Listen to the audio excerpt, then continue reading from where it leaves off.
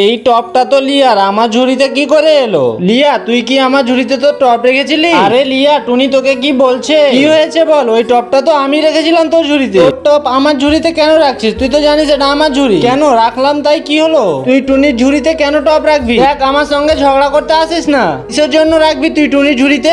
কিছুদিন আগে থেকে আমার ওই বাটারফ্লাই ড্রেসটা খুঁজে পাচ্ছি না, তার জন্য আমি ওর ঝুড়িতে রেখেছি। তোকে কি দেখে আমাকে চোর মনে হয়? বাহ, তোর সঙ্গে বন্ধুত্ব করার এই পরিণাম দিলি? তোকে তো আমি দেখে নিব। লিয়া, টুনিকে তুই ওইভাবে কেন বলছিস? টুনি তো ঠিকই বলেছে। তাহলে শুন, কিছুদিন আগে আমি একটা বাটারফ্লাই ড্রেস কিনেছিলাম, কিন্তু সেটা শুধু টুনিই জানে, তুমি শুধু এইটুকুই জানো। তারপর কি হয়েছিল আমি বলছি। সেই দিন আমি রোহানের সঙ্গে দেখা করতে যাব, তার জন্য একটা ড্রেস খুঁজছিলাম। তখন টুনি তোর সেই জামাটা দেখায়, আর টুনিকে বলি আমাকে তোর জামাটা দিবি। বয়ফ্রেন্ড রোহানের সঙ্গে দেখা করতে যাব, তার জন্য আমার ড্রেসটা অনেক দরকার। তারপর তুই ভাবতে থাকিস টুনি তোর ড্রেসটা চুরি করে ফেলেছে। ইয়া, তুই রাগ করিস না, তোকে আমি একটা নতুন ড্রেস অর্ডার করে দিব। কাহিনীটির নেক্সট পার্ট জানতে হলে কমেন্টে লিখে জানাও। আর যদি তোমাদের মনে হয় কাহিনীটি অনেক ভালো হয়েছে, তাহলে চ্যানেলটিকে সাবস্ক্রাইব করে দিও। দেখা হচ্ছে আরো এক কোনো নতুন ভিডিওতে।